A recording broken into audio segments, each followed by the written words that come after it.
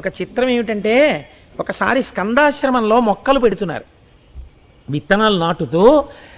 ఆ రమణ మహర్షితో ఒక విత్తనం వేయిద్దామని చెప్పి చాలా చక్కగా కుదురు కట్టి ఆయన చేతికి కొన్ని విత్తనాలు ఇచ్చి, మీరు కూడా వెయ్యండి అన్నారు. అంటే రమణులు అన్నారు, నేను నా చేత్తో ముట్టుకున్న విత్తనాలు మొలకెత్తవు అన్నారు. అదేమిటి అలా అంటారు, ఎందుకు మొలకెత్తవు, వెయ్యండి అని చెప్పి ఆ విత్తనాలు వేయించి నీళ్లు పెట్టారు. ఆయన వేసినవి అని బాగా గుర్తెట్టుకున్నారు. ఒక్క మొక్క అందులోంచి రాలేదు. నన్ను ఆశ్రయించిన వారికి ఇక పునర్జన్మ ఉండదు, మొలకెత్తడం ఉండదు. ఇక్కడితో జ్ఞానాగ్ని దగ్ధ కర్మాణం. అది విత్తనమే కావచ్చు, ఒకసారి నేను పట్టుకున్నా వాళ్ళు నన్ను పట్టుకున్నా దాని ఫలితం అంతే. కాబట్టి మొలకలెత్తవు అని చెప్పారు. ఎంత చిత్రమో చూసారా, ఒక్కొక్కసారి వారి స్వరూపం బహిర్గతం అవుతుండేది. ఇటువంటి భగవానులు, ఆత్మ సర్వగతం కదండి, అంతటా ఉంటుంది ఆత్మ, దేని యందు లేదు. ఆయనని చిత్రం ఏమిటంటే, కోతులు విశేషంగా ప్రేమించేవి. కొన్ని వేల కోతులు ఉండేవిట అరుణాచలం కొండ మీద. ఇప్పుడు తగ్గిపోయాయి. ఆ అరుణాచలం కొండ మీద కొన్ని వేల కోతులుంటే ఒకానొకనాడు, ఇవాళ నేను మా ఇంట్లో మధ్యాహ్నం ఎప్పుడో నా భార్యని కూర్చోబెట్టి ఆ కోతుల కథలన్నీ మా ఆవిడికి చెప్పాను కూడా. ఉండి అనబడేటటువంటి ఒక కోతి, అది ఏదో అల్లరి చేసింది. ఆ కోతుల గుంపు వెళ్ళిపోతూ మహారాజు కోతి ఏం చేసిందంటే, దాన్ని శిక్షించడానికి దాని కాలు కొరికేసింది. కొరికేస్తే ఆ బాధతో ఆ కోతి ఏం చేసిందంటే స్పృహ తప్పి పడిపోయింది. మిగిలిన కోతులన్నీ వచ్చి వాసన చూసి చచ్చిపోయింది అనుకుని వదిలిపెట్టేసి వెళ్ళిపోయి, ఈ కాలు కుంటిదైపోయినటువంటి కోతి కాలు ఈడుచుకుంటూ అదో చిన్న కోతి అది రమణులు కూర్చున్నటువంటి విరూపాక్ష గుహలోకి వెళ్ళింది. ఆయనకి సర్వభూతముల యందు ఈశ్వరుడే కదా కనపడతాడు. ఆయన దాన్ని చేత్తో ముట్టుకుని చేరదీసి తన తొడ మీద కూర్చోపెట్టుకుని కొద్దిగా అన్నం కలిపి దానికి నోట్లో ముద్దలు పెట్టి పాలు చల్లార్చి, తాను ఊది చల్లార్చిన పాలు దానికి పట్టేవారు. అది బయటికి వెళ్ళడం మానేసి ఇంక రమణ మహర్షి దగ్గరే కూర్చోవడం మొదలెట్టింది. కొన్నాళ్ళు పోయిన తర్వాత దాని గుంపు మళ్ళీ వచ్చింది. ఈ కోతిని గుర్తుపెట్టి దాంతో తీసుకుపోయి, ఆ కోతికి ఎంత స్వాతంత్రం ఉండేదో తెలుసా అండి, ఎవ్వరూ లోపలికి వెళ్ళేవారు కాదు. అది మాత్రం చెంగున దూక్కుంటూ దాన్ని ఎవడడ్డు పెట్టగలడు. లోపలికి వెళ్ళిపోయి రమణ మహర్షి తొడ మీద ఎక్కి కూర్చునేది. అది చిత్రం ఏమిటో తెలుసా అండి, భగవాన్ ఒక మాట చెప్తుండేవారు, ఈ అరుణగిరి మీదకి వచ్చినటువంటి వాళ్ళందరూ సిద్ధులు, వాళ్ళు జన్మరాహిత్యం కోసమని అనకండి అనేవారు. అలా అన్నా సరే ఒకానొక రోజున పళనిస్వామి ఒక కుక్కని పట్టుకుని, చీ కుక్క, అస్తమానం రాకు నువ్వు అని తిట్టారు. అంతే, ఆ కుక్క వెంటనే పరిగెత్తుకుంటూ వెళ్ళి ఓ సరోవరంలో దూకి చచ్చిపోయింది. అంత చిత్రంగా ఉండేవి. రమణ మహర్షి మీద ఉన్నటువంటి బుక్స్, కామెంటరీస్ చదువుతుంటే మీరు తెల్లబోతారు నిజంగా. ఆయన బ్రహ్మజ్ఞాని, ఆయన తత్వం చూసి. ఆ కోతికి, ఈయన తొడ మీద కూర్చునే అలవాటు ఉన్నటువంటి కోతికి కాలు కొద్దిగా కుంటిదైపోతే బాగు చేయబడినటువంటి కోతి కాబట్టి దాన్ని ఒండి కోతి అని పిలిచేవారట. ఆ ఒండి కోతి మాత్రం వచ్చేసి రమణ మహర్షి ఒళ్ళో కూర్చునేది. దానికి శుచి శుభ్రత చాలా ఎక్కువట. అది కంచంతో అన్నం పెడితే ఆ అన్నం అది ఇలా కూర్చుని ఎక్కడ పడితే అక్కడ ఇలా తినేసి మెతుకులు పోసేది కాదు.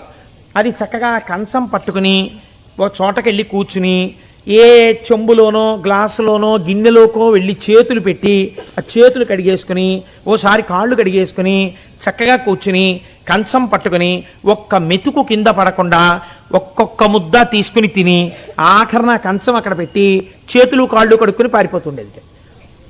అది ఒక రోజున వచ్చి రమణ మహర్షి తొడ మీద కూర్చుంటే ఆయన అన్నం ఉన్నటువంటి కంచం ఇచ్చారు. ఇది ఆ కంచం పట్టుకుని వెళ్ళిపోయి రోజు తిన్నట్టు తినడం మానేసి ఓ ముద్ద తినడం, ఇలా అంటూ ఉండడం, అన్నం కింద పడిపోతుండడం. ఈయన అన్నారు చూసి, ఏమే నీకు ఇంత శుచి శుభ్రత ఉండేది, వాళ్ళ అన్నం అలా జల్లుతున్నావు అన్నారు. అది ఆ కంచం అక్కడ పెట్టేసి పరిగెత్తుకొచ్చి తొడక్కి కూర్చుని ఆయన కుడికట్టి మీద కొట్టింది. గోళ్ళు ఇలా చీరుకున్నాయి. ఇక నుంచి నిన్ను నా తొడ ఎక్కనివ్వను, పోవతలకన్నారు. అప్పటి నుంచి అది దగ్గరికి వస్తే తొడెక్కద్దు, నా తొడెక్కద్దు అనేవారు. ఆ కోతి ఏం చేసిందో తెలుసా అండి, ఏడుస్తూ ఆయన కాళ్ళ మీద తలపెట్టి, ఆయన పాదాల మీద తలపెట్టి 2 చేతులతో లెంపలేసుకుని ఇంకెప్పుడు అలా అన్న తొడెక్కించుకోమని ఏడిచేది. ఆయన బాధపడలేక ఆఖరికి తొడెక్కించుకునేవారు. ఓ రోజున దానికి పాలు పడదామని, పాలు చల్లారుద్దామని ఊతున్నారు. ఆయనే తాగేస్తున్నారు అనుకుని అది ఏం చేసిందంటే భుజం మీద మళ్ళీ కొట్టింది. కానీ ఎవరిని, అంతటి మహాత్ముణ్ణి అయినా కూడా ఆయన పాపం ఆకలితో ఉందని దానికి పాలు పట్టేవారు. దానికి ఏంటంటే ఆయన చుట్టూ ఉడతలు తిరుగుతుండేవి, తొండలు తిరుగుతుండేవి. విచిత్రం ఏమిటంటే ఇటువంటి రమణ మహర్షి దగ్గర కుక్క ఆయన ఏ మాట చెప్తే ఆ మాట పాటిస్తూ జీవితాన్ని గడుపుతుండేది. జాక్ కనబడేటటువంటి కుక్క. ఆ కుక్క చాలా కాలం అలాగే ఉండి జబ్బడిపోయింది. జబ్బడిపోతున్నటువంటి కుక్క యొక్క స్వేదరంధ్రములలోంచి దుర్వాసనలు వస్తాయట మృత్యువు దగ్గరికి వస్తే. ఆ కుక్కకు అలా రాలేదు. ఆ కుక్క ఉత్తరాయణ పుణ్యకాలం వచ్చేంత వరకు అలాగే నిగ్రహించుకుంది. రమణ మహర్షి చెప్పారు, అది ఎంత సిద్ధపురుషుడో మీరు చూడండి, అది ఉత్తరాయణ పుణ్యకాలం వచ్చిన తర్వాత దేహత్యాగం చేస్తానంటోంది అన్నారు. ఉత్తరాయణ పుణ్యకాలం వచ్చిన తర్వాత రమణ మహర్షి ఒళ్ళో తల పెట్టుకుని అప్పుడు దేహత్యాగం చేసింది ఆ కుక్క. ఆ కుక్కకి ఒంటి నిండా విభూతి రాసి తల మాత్రమే కనపడేటట్టుగా తెల్ల పంచె చుట్టి గోతిని తీసి కర్పూరం వేసి అందులో కూర్చోబెట్టి సన్యాసిని భూస్థాపితం చేసినప్పుడు ఏ మంత్రాలు చదువుతారో అటువంటి మంత్రములతో దానికి సమాధి కట్టి జాక్ ది డాగ్ అని ఒక సమాధి ఇప్పటికీ ఉంటుంది.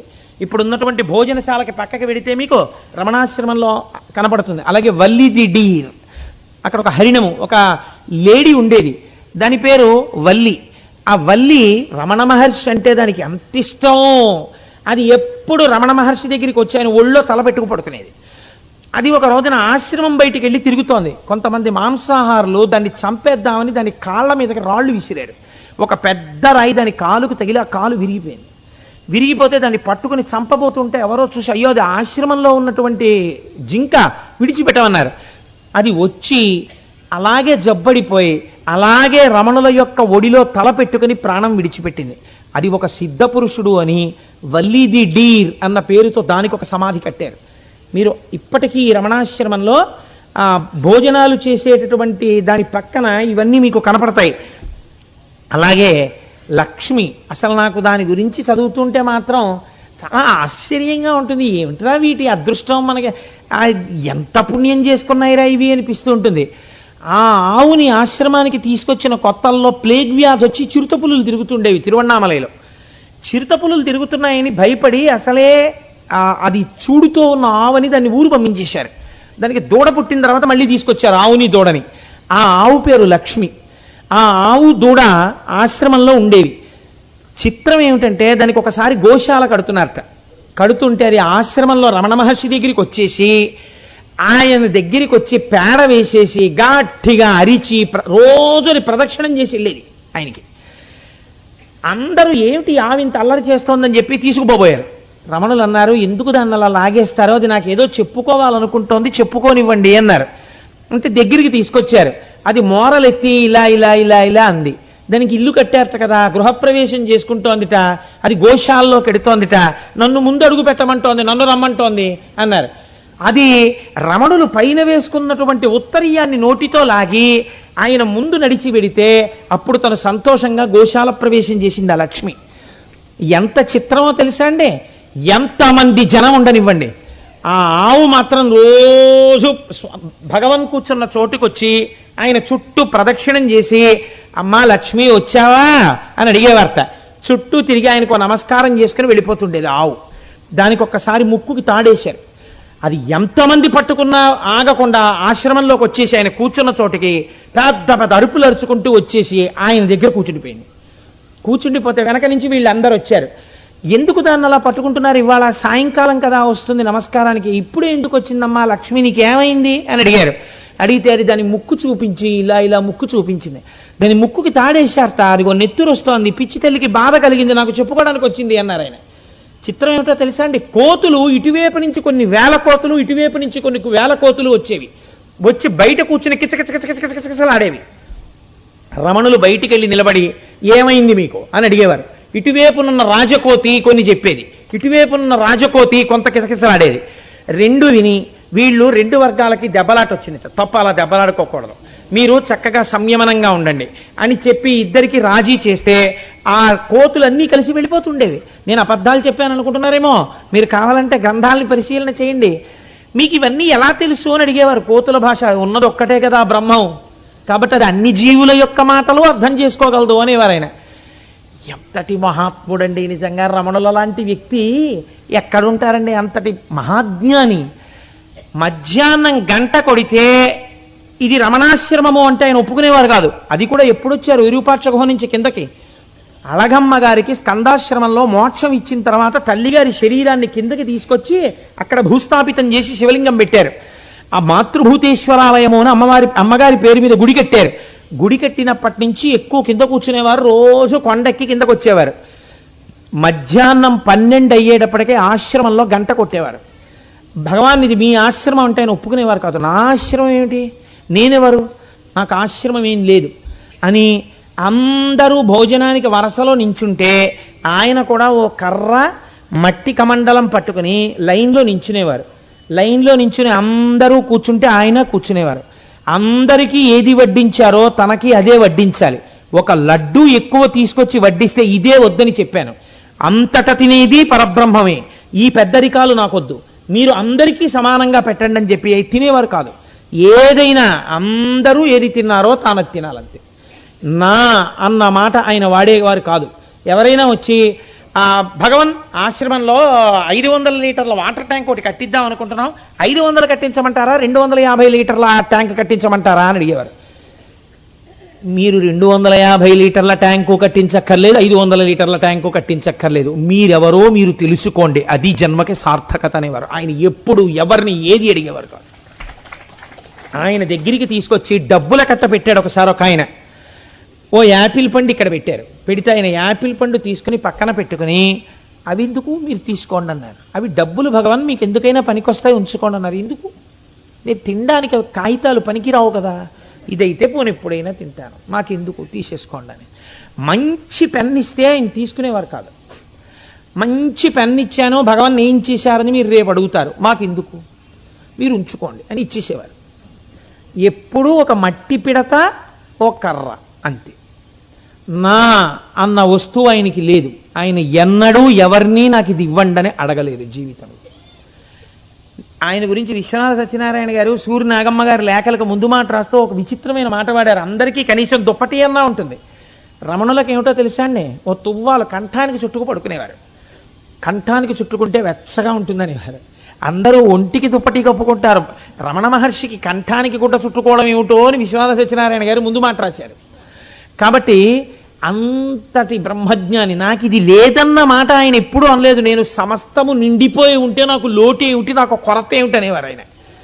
అటువంటి మహాపురుషుడైనటువంటి వ్యక్తి తన దగ్గరకు వచ్చినటువంటి వారికి అద్భుతమైనటువంటి ఉపదేశాలంటే ఆయన అందరితో మాట్లాడేవారు కాదు, ఎప్పుడూ మాట్లాడేవారు కాదు, ఎప్పుడూ మౌనమే ఆయన జీవితం. నీలో ఉన్నటువంటి అహంస్ఫురణ ఎక్కడ నుంచి వస్తోందో తెలుసుకో, ఇదే ఆయన జీవితము యొక్క సందేశం. ఏదైనా నేనంటుంటావు, అసలు ఆ నేనన్నది ఎక్కడ పుడుతోంది, అది నువ్వు నిజమైన నేను, మిగిలిన నేను నిజమైన నేను కాదు, అబద్ధం నేను, అది తెలుసుకో, అందుకొచ్చింది జన్మ అనేవారు. ఇంత పరమ పవిత్రమైనటువంటి జీవితాన్ని గడిపినటువంటి రమణులకి ఎంతటి మహాత్ముడైన శరీరాన్ని విడిచిపెట్టాలి కదా ఒక స్థితిలో. వారికి మోచేతి మీద సర్కోమా అనేటటువంటి వ్యాధి పుట్టింది. అంటే రాచపుండు, క్యాన్సర్. ఆ పుండులోంచి నెత్తురు కారిపోతుండేది. దానికి ఒకసారి ఆపరేషన్ చేసి పైచ్యపెండలో దాన్ని సూర్యుడికి ఎదురుగుండా పెట్టి ఆ పుండిని కట్టు విప్పి డ్రెస్సింగ్ చేసేవారు. డ్రెస్సింగ్ చేస్తుంటే రక్తం ఇలా కారిపోతుండేది. కారిపోతుంటే అందరూ చూసి భయపడుతుంటే ఆయన అనేవారు, ఏమయ్యోయ్ ఎందుకలా బెంగపెట్టుకుంటారు, చూశారా ఇది సూర్యచింతామణి, సూర్యకిరణాలు పడితే ఎర్రటి బంగారం పెడుతోంది, ఎర్ర బంగారం ఎలా కారుతోందో చూడండి శరీరంలోంచి అనేవారు తప్ప, అయ్యా మీకు వ్యాధి వచ్చిందిట, పుండు పుట్టిందిట కదా అన్నాడు ఒక ఆయన. నాకు పుండు పుట్టిందా? నాకు పుండు పుట్టదు, పుండుకి పుండు పుట్టింది, ఈ పుండున్నదే బాధించడానికి, ఈ పుండుకో పుండు పుట్టింది, ఈ శరీరానికి పుండు పుట్టింది, కానీ నాకు పుండు పుట్టడం ఏమిటి అనేవారు. 3 మార్లో 4 మార్లో ఆపరేట్ చేస్తేనండి మీకు ఒక ఆశ్చర్యకరమైన సంఘటన చెప్తాను. బ్రహ్మజ్ఞాని అంటే ఒకానొక సమయంలో ఆయన ఎప్పుడు కుంపటి ఒక్కటే పెట్టుకునేవారు, అది కూడా శిష్యులు కుంపటి పెట్టేవారు. నాకు ఇందాక గోపాలకృష్ణ గారు ఉపన్యాసం చెప్తూ మాకు ఎప్పుడు పుణ్యం ఇస్తారో గురువుగారు అంటే, రమణుల గురికి సంబంధించిన ఒక విషయం జ్ఞాపకానికి వచ్చింది. రమణ మహర్షికి పెద్ద వయసులో కొంచెం మోకాళ్ళ నొప్పులు వచ్చాయి. అందుకని ఆయన ఒకసారి కాళ్ళు చాపకు కూర్చుంటే ఓ జడ్జి గారు వచ్చి కాళ్ళు పట్టేస్తున్నాడు. పట్టేస్తుంటే ఎందుకు పడుతున్నారు ఆ కాళ్ళని అన్నారు. ఆయన ఎప్పుడు నా కాళ్ళు అనేవారు, ఆ కాళ్ళు ఈ శరీరం అనేవారు. ఆ కాళ్ళని ఎందుకు పడుతున్నారు అని అడిగారు. అడిగితే భగవన్ మీ కాళ్ళు పడితే పుణ్యం కదా అన్నారు. అని ఏదో కాసేపు పట్టి ఆయన కూర్చున్నారు. ఒక్కసారి ఆగండి అని ఆయన కూడా ఇలా పట్టుకుంటున్నారు. పట్టుకుంటుంటే అదేమిటండి మీ కాళ్ళు మీరే పట్టుకుంటారు, మేము పడతాం కదా అన్నారు. ఈ కాళ్ళు పడితే పుణ్యం అన్నారు కదా, అదేదో నేను పుచ్చుకుందామని అన్నారు. కాబట్టి ఆయన ఎప్పుడు కనీసం అటువంటి సేవ కూడా ఆయన పుచ్చుకునేవారు కాదు.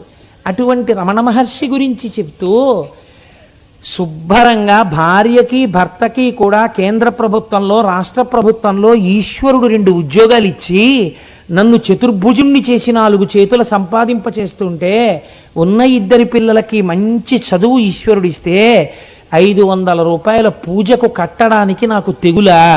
ఎందుకు కట్టలేను? ఏదో వంక పెట్టి ఎగదోస్తే ఈశ్వరుడు లేడు చూడడానికి? 500 కట్టగలిగిన సమర్థత ఉన్నప్పుడు కట్టడం నా బాధ్యత కనుక కట్టాను తప్ప దానివల్ల నేను మహాత్మున్న పిచ్చి. ఆయన గోపాలకృష్ణ గారు నాలో ఏది కనపడినా నేను గొప్పవాడిని అనుకుంటుంటారు. ఆయన హృదయం అటువంటిది కనుక తప్ప 500 కడితే నేను మహాత్ముని ఎందుకు అవుతానండి? వారు మహాత్ములు, అటువంటి రమణుల వంటి వారు. కనుక చూడండి, ఆయనకి సర్కోమా పుడితే దీనికి పుండు కొయ్యాలనుకుంటున్నారా? దీని పుండు కోసుకోవాలనుకుంటే దీనికి ఎనస్థీషియా అక్కర్లేదు, మీరు ఆ పుండుని కోసుకోవచ్చు, నాకేం అభ్యంతరం లేదని ఎవరు ఆయన ఎనస్థీషియా ఇవ్వకుండా ఆపరేట్ చేసుకోమన్నారు. విచిత్రం ఏంటంటే ఆయన వచ్చిన తర్వాత ఇంకా తిరువన్నామలై విడిచిపెట్ల ఆపరేషన్ థియేటర్ కంప్లీట్గా చెన్నై నుంచి తిరువన్నామలై తీసుకొచ్చి తిరువన్నామలైలో ఫిక్స్ చేశారు. ఫిక్స్ చేసి ఆయనకు ఆపరేషన్ చేశారు. చేసిన తర్వాత ఒక విచిత్రం జరిగింది. ఆయనకి బాగా వేడి తగిలితే మంచిదని హీటర్స్ తీసుకొచ్చి చుట్టూ పెట్టారు, ఒక గదిలో పెట్టి అందరూ ఆయన డిస్టర్బ్ చేయకండి, ఎవరు లోపలికి వెళ్ళకూడదు అని తలుపులు వేసేసి అందరూ బయటికి వెళ్ళిపోయారు. ఆయన లోపల కూర్చున్నారు. తెల్లవారిన తర్వాత కాసేపు దర్శనం చేసుకొస్తామని చెప్పి ముఖ్యమైన వాళ్ళు లోపలికి వెళ్ళారు. అందులో బాగా భక్తి ఉన్న ఒక తల్లి సూరి నాగమ్మ గారని ఆవిడ చూశారు. చూసేటప్పటికి ఒళ్ళంతా దద్దుర్లెక్కిపోయింది, ఎర్రటి తట్లు తీరిపోయి పండు విడిపోయినట్టు విడిపోతోంది శరీరం. అసలు ఆ బాధ వేరొకడు తట్టుకోలేడు. ఆయన్ని అడిగింది ఆవిడ, ఎందుకు అలాగా మీకు ఏమిటి ఒళ్ళంతా అన్ని దద్దుర్లెక్కిపోయింది ఏంటి అని అడిగారు. అడిగితే రాత్రి వీళ్ళు ఇవేవో తీసుకొచ్చి 4 హీటర్లుట పెట్టారు నా కోసం, అంత ఖర్చు పెట్టి దాంట్లోంచి సెగలు వచ్చేసాయి, ఆ వేడిని ఇది భరించలేక ఇది ఇలా బొబ్బలెక్కిపోయింది అన్నారు. అంటే వాళ్ళు కళ్ళమ్మట నీళ్లు పెట్టుకుని మేము చెప్పింది ఏమిటి, హీటర్లు పెట్టినప్పుడు తెరలడ్డు పెట్టి పెట్టమని చెప్పాం, తెరలు లేకుండా హీటర్లు అంత దగ్గరగా పెడతారా, ఎంత పొరపాటు పని చేశారని అడిగితే ఆయన అన్నారు, పాపం వాళ్ళు నాకొక్క కుంపటే పెట్టచ్చు, ఏదో నా కోసం ఇంత కష్టపడి 4 హీటర్లు పెట్టి అంత ఖర్చు చేస్తుంటే వాళ్ళని ఇబ్బంది పెట్టి రాత్రి వేళ లేపి నాకు వేడిగా ఉందని మళ్ళీ ఏమిటి, ఏదో ఇది అలా వేడిని పొందుతోంది, పోనివ్వండి, ఏదో అది అలా వేడిని పొంది ఇదేదో బాధ పెడుతోంది, ఏమిటో దాని బాధ అలా సాక్షిగా చూస్తూ ఉన్నాను, ఏదో బాధపడిందేమో అలా వికారాన్ని పొందింది అన్నారు. ఎవరు అనగలరు, ఎవరు ఉండగలరు ఇలా? ఇందుకే నేను అన్నాను, ఏ బ్రహ్మజ్ఞాని should not be imitated, cannot be imitated. ఈ స్థితిలో 4 మార్లు ఎన్ని మార్లు ఆపరేట్ చేశారు ఆయనకి. అది మెల్లమెల్లగా పెద్దదైపోయి అలా నిరంతర రక్త ప్రవాహం అయిపోయేది. సూదులేసి కట్టారు, జలగలు కనిపించారు. విచిత్రం, చెడు రక్తం తాగేస్తాయని. ఆఖరణ ముగ్గేసి ఆ జలగలు లాగేస్తే ఒక జలగ మాంసపు ముక్కతో వచ్చేసింది, కింద పడేస్తే ఆ జలగలు కదలకుండా అలా ఉంటే ఆయన అన్నారు, ఓహో ఈ జలగలకు కూడా బ్రాహ్మీ స్థితి వచ్చిందనేవాడు. అది విచిత్రం. 104 జ్వరం వచ్చి సోఫా మించి లేవలేక తడబడిపోతుంటే శరీరం, భగవాన్ మీరు పోతారేమోనని మాకు భయంగా ఉందంటే, నేను పోవడానికి చోటు ఎక్కడుంది, నేను అంతటా నిండి ఉన్నాను అనేవారు. అంటే ఆత్మగా ఇది పడిపోతుందేమో, ఇది పడిపోవడం సహజం, నేనెక్కడికెడతాను, నేను ఇప్పుడు ఉంటాను, అంతటా ఉంటాను. కాబట్టి ఇప్పుడు కూడా రమణులు ఇక్కడ కూడా ఉండి వింటూనే ఉన్నారు, మనందరం చెప్పుకుంటున్నది కదండి. ఈ స్థితిలో మహానుభావుని లేచి పట్టుకోబోయారు కొంతమంది. అప్పుడు కూడా చూడండి ఆయన ఉపదేశం ఎంత చిత్రంగా ఉంటుందో. మీరు నన్ను పట్టుకోబోయే ప్రయత్నంలో నన్ను పడేస్తారు, ఇది నటరాజస్వామి తాండవం చేస్తోంది. 104 జ్వరంతో ఒళ్ళు తూలిపోతుంటే అబ్బో దీనికి నటరాజ తాండవం అబ్బినదే అన్నారు ఆయన. తప్ప 104 జ్వరంతో ఇది వేగిపోతోంది అనలేదు ఆయన. ఇంకా ఆశ్చర్యకరమైన సంఘటన మీకు చెప్పనండి. కన్నీళ్లతో రాసుకున్నారు సూర్యనాగమ్మ గారు. సూర్యనాగమ్మ గారి జీవితం ఒక విచిత్రమైన జీవితం. నాకైతే అనిపిస్తుంది సూర్యనాగమ్మ గారు లేకపోతే రమణ మహర్షి అప్పుడప్పుడు మాట్లాడిన మాటలు మనకి తెలిసి ఉండేవి కావు. ఆవిడ ఆశ్రమంలో ఏ రోజు జరిగిన విషయం ఆ రోజు అన్నగారికి ఉత్తరం రాసి పోస్ట్ చేస్తే అవే సూర్యనాగమ్మ గారి లేఖలోని కొన్ని వాల్యూమ్స్గా పబ్లిష్ అయ్యాయి. దానివల్లే మనకి ఎన్నో విషయాలు తెలుస్తుంటాయి భగవాన్ ఎప్పుడేం మాట్లాడారో. చిత్రం ఏమిటంటే సూర్యనాగమ్మ గారు 9వ ఏట తండ్రి చచ్చిపోయారు, 10వ ఏట తల్లి చచ్చిపోయారు, 11వ ఏట పెళ్లి చేశారు, 12వ ఏట భర్త చచ్చిపోయారు. చచ్చిపోతే ఆ రోజుల్లో ఉన్న కట్టుదిట్టమైన ఏర్పాటుకి ఆవిడికి ఒక సాప వేసి మంచం మీద పడుకోకూడదని సూర్యకిరణములు తగలనటువంటి ఒక గదిలో పెట్టారు, ఒక చీకటి గదిలో. ఆవిడ చాప మీద పడుకుని ఉండేవారు. ఆ రోజుల్లో ఎవరైనా పరామర్శకు వస్తే మామూలుగా మాట్లాడకూడదు, ఏడవాలి. కాబట్టి ఎన్ని నెలలైనా వస్తూనే ఉండేవారు. వచ్చినప్పుడల్లా ఈవిడ పని ఏమిటంటే ఏడవడమే. ఉప్పు కారం లేకుండా 12, 13వ ఏటనే వితంతు అయింది కాబట్టి ఆజన్మ బ్రహ్మచర్యాన్ని పాటించాలి కాబట్టి ఆవిడికి సరి అయినటువంటి ఆహారం పెట్టేవారు కాదు. పెట్టకపోతే ఏడ్చి ఏడ్చి ఏడ్చి ఏడ్చి కళ్ళు అట్టలు కట్టి ఆ చాప మీద పడుకుని పడుకుని పడుకుని ఆఖరికి ఆవిడ బల్లెంత అయిపోయారట. ఆవిడ ఒక రోజున అనుకున్నారట, ఏడవడానికి తప్ప ఈ జీవితం ఇంకా ఎందుకు, ఇక ఈ జీవితానికి బ్రహ్మచర్యము తప్ప వేరొకటి లేదు, ఈ జీవితానికి బిడ్డలు లేరు, ఈ జీవితానికి ఉద్ధరించేవాళ్ళు లేరు. ఇది ఏం చేస్తుంది, ఒక గదిలో ఇలా ఉండి ఉండి ఉండి ఉండి ఒక రోజున పడిపోతుంది, ఆ రోజున తీసేస్తారు దీన్ని అనుకున్న ఆవిడ అనుకున్నారట, ఎందరో సిద్ధపురుషులు పుట్టారంటారే, ఎందరో మహాత్ములు పుట్టారంటారే, నా జీవితంలో పోనీ భర్త లేకపోవడం బిడ్డలు లేకపోవడమే నాకు వరప్రసాదమై ఒక మహాత్ముడైన గురువుని సేవించి నేను తరించిపోవడానికి వీలుగా నన్ను అనుగ్రహించగలిగిన గురువే లేడా ఈ దేశంలో అనుకుని పడుకున్నారట. ఆ రోజు ఆ గదిలో ఇదొక దరిద్రం, 10 నిమిషాలు పిలిస్తే చోకప్ అయిపోతుంది. ఆవిడ ఆ రోజు రాత్రి పడుకుంటే రాత్రి ఒక పద్మాసనం వేసుకున్నటువంటి ఒక వ్యక్తి వెలిగిపోతూ ఆవిడ గదిలో మౌనముద్రలో నవ్వుతూ సాక్షాత్కరించారు. నేను నిన్ను ఉద్ధరిస్తాను, కంగారు పడవద్దు అని చెప్పినట్టుగా అయింది. ఆవిడ సంతోషపడి తప్పకుండా నేను ఉద్ధరింపబడతాను అని ఆనందించి, బహుశः ఇవాళ రమణులు ఒకటి అనుకుని ఉంటారు, దేహాత్మ భావన లేని నా గురించి చెప్పడానికి ప్రయత్నిస్తున్నావు కదా, నీ కంఠాన్ని నీ శ్వాసనాళాల్ని ఇబ్బంది పెట్టినా నువ్వు చెప్తావా గంటన్నరా, అలా చెప్పగలిగితేనే నువ్వు నా గురించి చెప్పడానికి అర్హుడవు, లేకపోతే నీకు అర్హత లేదు.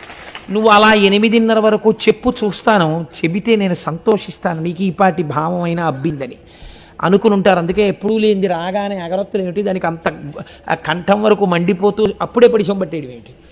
కాబట్టి ఆ సూర్యనాగమ్మ గారికి కనపడినటువంటి వ్యక్తి తదనంతర కాలంలో వాళ్ళ అన్నగారికి ట్రాన్స్ఫర్ అయితే పాపం ఆవిడ విజయవాడ వెళ్ళారు. విజయవాడ వెడితే ఆవిడ ఎప్పుడైనా బయటకు వచ్చి ముగ్గేసేవారు. ముగ్గేస్తే ఆ సాటి స్త్రీలు అనేవారట, బాలవితంతువు భర్త పోయాడు ఇంకా తల జుత్తి ఏమిటని అడిగేవారు. ఆఖరికి ఆవిడ లోకం బాధపడలేక, అన్నయ్య నీ చేతులతో నువ్వు ఎలాగో నాకు శిరోముండనం చేయించలేనంటున్నావు, పోన్లే నన్ను వెంకటరమణుడి దగ్గరికి తీసుకెళ్ళు, వెంకటాచలంలో తలనీలాలు ఇచ్చేస్తాను, నీకు అభ్యంతరం ఉండదు కదా, శిరోముండనం చేయించుకొస్తాను అన్నారట.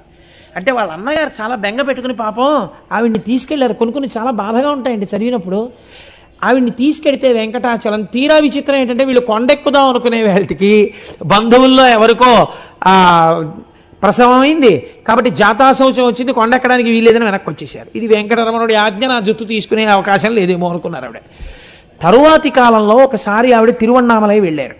అసలు లోకం తెలియని ఆడపిల్ల వెళ్ళి ఏదో నానా కష్టాలు పడి మొత్తం మీద తిరువణ్ణామలైలో రమణాశ్రమానికి వెళ్ళారు. ఇప్పుడు అసలు పరపురుషుణ్ణి పలకరించడం, ఎదురుగుండా నిలబడ్డం ఆవిడికి తెలియదు. 5-6 రోజులు రోజు భగవాన్ కూర్చునేటటువంటి సోఫా దగ్గర కూర్చుని ఉండేవారు. ఆయన ఈవిడితో మాట్లాడేవారు కాదు, ఈవిడ ఆయనతో మాట్లాడేవారు. అసలు ఆయన ఎప్పుడూ మాట్లాడేవారు కాదు, ఎప్పుడో ఒక్కసారి మాట్లాడేవారు అంతే. ఒక రోజున పక్కనున్న ఒకరు చెప్పారు, ఈవిడ సూరి నాగమ్మ గారండి, విజయవాడ నుంచి వచ్చారు. మీరు సూరి నాగమ్మ గారా, విజయవాడ నుంచి వచ్చారా, తెలుగువారా అని తెలుగులో అడిగారు. ఆ మాత్రానికి ఆవిడ పొంగిపోయారు. పొంగిపోయి ఒక వారం రోజులు ఉన్న తర్వాత అసలు నిజమైన సద్గురు అంటే ఈయనే అని తెలుసుకొని వదిన గారికి పురుడు పోయడానికి వెళ్ళి మళ్ళీ తిరిగి వచ్చి ఇంకా ఆ రమణాశ్రమంలోనే ఉంటూ ఆవిడ ఎంత చేశారో మహాతల్లి. ప్రతిరోజు ఎప్పుడైనా రమణులు మాట్లాడితే రాసేవారు. రమణాశ్రమంలో నియమం ఏమిటో తెలుసా అండి? సూర్యోదయమై బాగా పొద్దెక్కితే తప్ప. అప్పటికి రమణులు ఎంత వయస్సు అండి? వృద్ధులైపోయి గోచి పెట్టుకుని కమండలము కర్ర పట్టుకుని తిరుగుతుండేవారు. అయినా సరే తాను పవిత్రంగా ఉండడం కాదు, లోకమునకు కూడా అలా ఉంచాలి. అందుకే సూర్యాస్తమయం అయితే ఆరైతే ఆశ్రమంలో ఆడది ఉండరాదు. ఆరైతే బయటికి వెళ్ళిపోవలసింది ఆడవాళ్ళు. మళ్ళీ బారెడి పొద్దెక్కితే కానీ లోపలికి రావడానికి వీలు లేదు ఆడవాళ్ళు. అంత కఠినంగా ఉండేది నియమం. ఆవిడ మహాతల్లి అట్నుంచి వచ్చిన తర్వాత రమణ మహర్షి దర్శనానికి వెళ్ళి భయపడుతూ ఒక పరిచారికుడి ద్వారా వెళ్ళి లోపల నించున్నారు. నిలబడితే ఏమి అని అడిగారు రమణ మహర్షి. అడిగితే ఆవిడ తన కష్టం తన జీవితం చెప్పుకోలేక మీరే నన్ను తరింప చెయ్యాలి అన్నారు. సాధారణంగా వెంటనే ఆయన ఏమంటారంటే, ఎవరు ఎవరిని తరింప చేస్తారు, మిమ్మల్ని మీరు తరింప చేసుకోవాలంటారు. కానీ ఆవిడ విషయంలో మాత్రం అన్నారు, ఓ తప్పకుండా అన్నారు. అంతే. ఆవిడ పొంగిపోయి బయటికి వస్తే, నీ అదృష్టం ఈ మాట ఇలా ఎవరితో రమణ మహర్షి అనలేదన్నారు. ఆవిడితో పౌరాణిక విషయాలు మాట్లాడేవారు, ఆవిడితో లేఖలు రాయించారు, ఆశ్రమం తరపున పబ్లిష్ చేశారు. ఆవిడికి ధ్యానం కుదుటపడింది. ఆవిడ పొందిన కష్టమంతా మర్చిపోయి ఆవిడ ఈశ్వరాభిముఖురాలైపోయింది. అయిపోయి ఆఖరణ చిట్ట రమణ మహర్షి శరీరాన్ని విడిచిపెట్టేసే రోజున ఆవిడ ఎంత పరివేదన చెందిందో తెలుసా అండి? ఇంకా రేపటి రోజున ఉగాది అనగా ఆవిడ ఒక కొత్త గోచి, ఒక పంచాంగం, ఓ చేతికర్ర భగవాన్కి బహూకరించేవారు తప్ప ఆయన జొన్న పేలాలు ఇస్తే పుచ్చుకునేవారు కాదు రమణ మహర్షి ఎవరి దగ్గరే. అటువంటి తల్లి పట్టుకెళ్ళి ఇచ్చారు. అప్పటికే బాగా ఒడిలిపోయారు. ఆ భగవన్ తగ్గదంటారా అని అడిగారు. ఏమో అన్నారు. ఆవిడ చాలా బెంగ పెట్టుకున్నారు. మరునాడు ఆయన ఒక కొత్త లంగోటా కట్టుకుని ఆయన చాలా కాలం ఆ గోచి కూడా పెట్టుకోలేదు అసలు. మీరు బ్రహ్మజ్ఞాని, కానీ లోకం అంటూ ఒకటి ఉంది కదా, ఒక గోచి పెట్టుకోండి అంటే అప్పటి నుంచి ఓ గోచి పెట్టుకునేవారు ఆయన లోకం కోసం. ఆ గోచి పెట్టుకుని ఎవ్వరికీ చెప్పలేదు. ఎంత చిత్రమో తెలుసా అండి? అసలు సర్కోమా చేతి మీద వస్తేట ప్రపంచంలో ఉన్న బాధకంతటికీ అది రాశీభూతంట. అంత నెత్తురు కారేది. దానికి తోడు రమణ మహర్షి యొక్క వెన్నుపూసలలో ఉన్నటువంటి ఒక నరం చిట్లిపోయింది. ఆయనకి తప్ప ఎవరికి తెలియదు, ఆయన ఎవరికి చెప్పలేదు.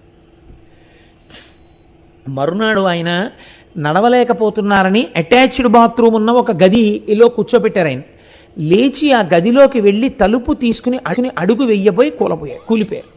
కూలిపోతే ఈ కురుపు వెళ్ళి ఆ గోడకేసి కొట్టుకోవడంలో నెత్తురు చిమ్మి ఆయన వేసుకున్న గోచి పైనున్న తువ్వాలు కూడా నెత్తుటితో తడిసిపోతే పరిచారికులు చూసి పరిగెత్తుకుంటూ వెళ్ళి చెయ్యివ్వబోయారు. ఆయన అన్నారు, భగవాన్ మిమ్మల్ని లేపుతాం పైకన్నారు. ఇంత నెత్తురు ఇంత పోటుతో వెన్నుపాన్లో నరం నెప్పెడుతుంటే ఆయన అన్నారు,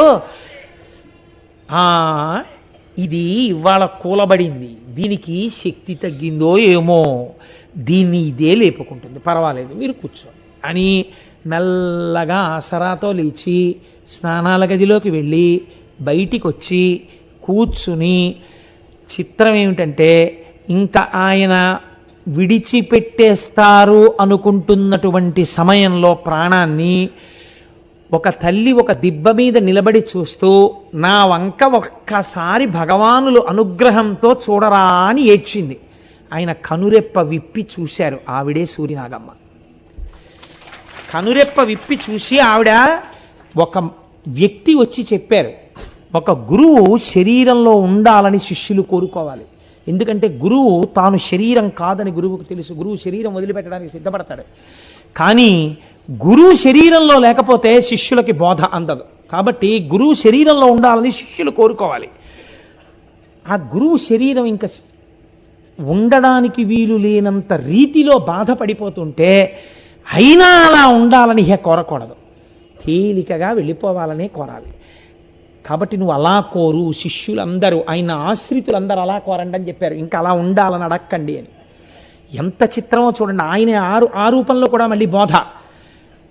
అందరూ నమస్కారం చేస్తుండగా చిత్రం ఏమిటంటే, నన్ను తీసి కూర్చోపెట్టండి, దీన్ని కూర్చోపెట్టండి అన్నారు. నన్ను అనరు ఆయన, దీన్ని కూర్చోపెట్టండి అన్నారు. లేపి కూర్చోపెట్టారు సోఫా మీద. ఊపిరి అందట్లేదేమో అని డాక్టర్లు ఆక్సిజన్ సిలిండర్ పట్టుకొస్తున్నారు. వద్దు అని సంజ్ఞ చేసి అందరూ చూస్తుండగా చక్కగా కళ్ళు తెరిచి చూసి కన్నులు మూసి ఆనంద బాష్పములు కన్నుల వెంట జలజల రాలిపోయేట. కృష్ణభిక్షు వ్యాఖ్యానం చేశారు దానికి. ఆయనే చెప్పుకున్నారు ఒకసారి, ఒక చిన్న గుడారమునందు ఏనుగు పట్టనట్టు ఇంకా ఈ ఆత్మ సర్వవ్యాపకము కావాలనుకుంటోంది, ఒక్క దేహమునందు ఇమడలేనంటోంది అని చెప్పుకున్నారు. కనుక అందరూ చూస్తుండగా చెన్నై వరకు కనపడింది. ఒక జ్యోతి లేచి ఆకాశంలో తిరిగి ఆఖరణ వెళ్ళి అరుణాచల పర్వత శిఖరములలో లీనమైపోయింది.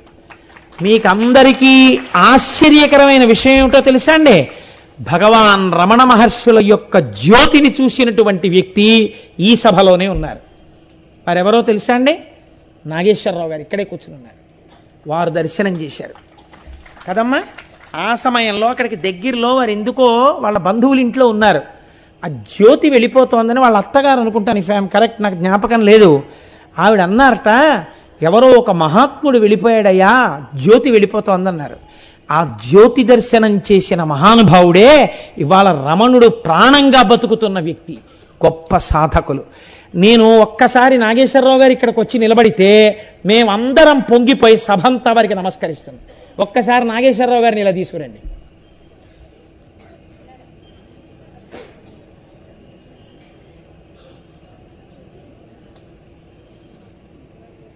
అయ్యా వచ్చారా? రండి, మెల్లిగా రండి, మెల్లిగా రండి, తొందరపడకండి.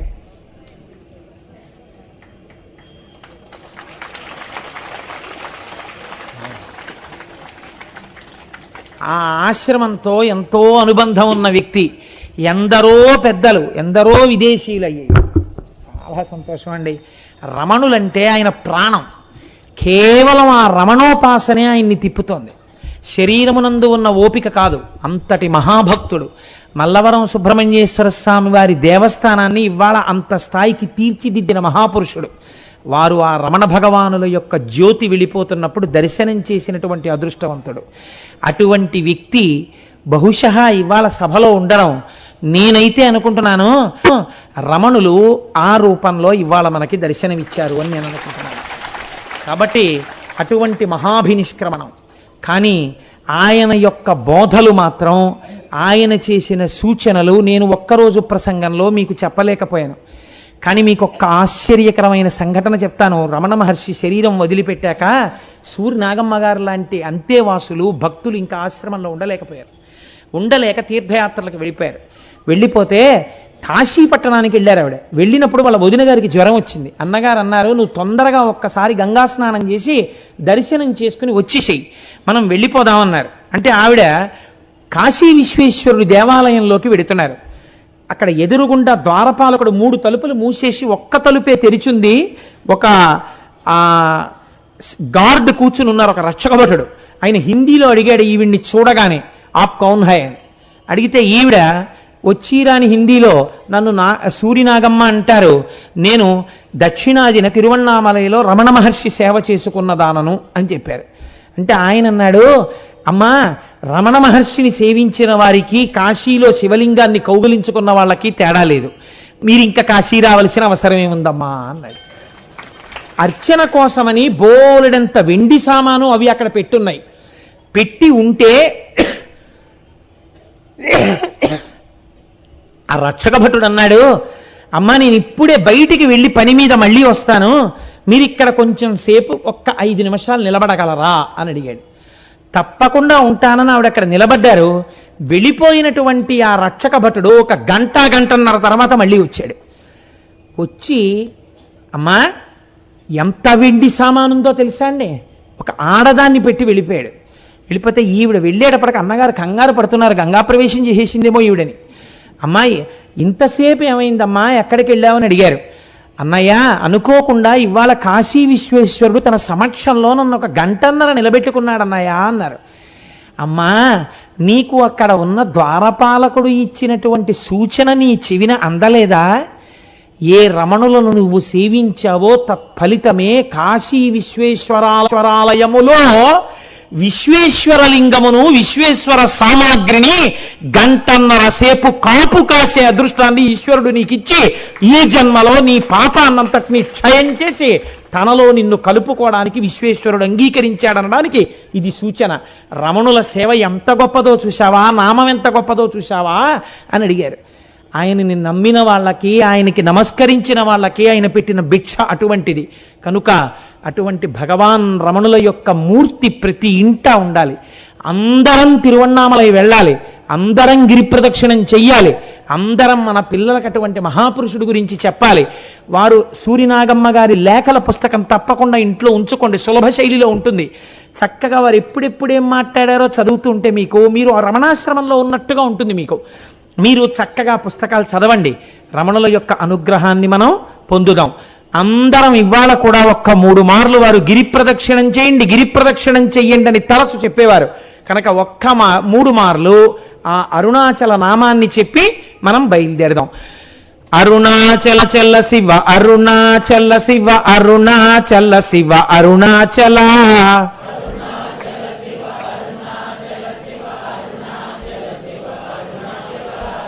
అరుణాచల శివ, అరుణాచల శివ, అరుణాచల శివ, అరుణాచల అరుణాచల శివ, అరుణాచల శివ, అరుణాచల శివ, అరుణాచల అరుణాచల శివ, అరుణాచల శివ, అరుణాచల శివ, అరుణాచల అరుణాచల శివ, అరుణాచల శివ, శివ అరుణాచల శివ, అరుణాచల. రేపు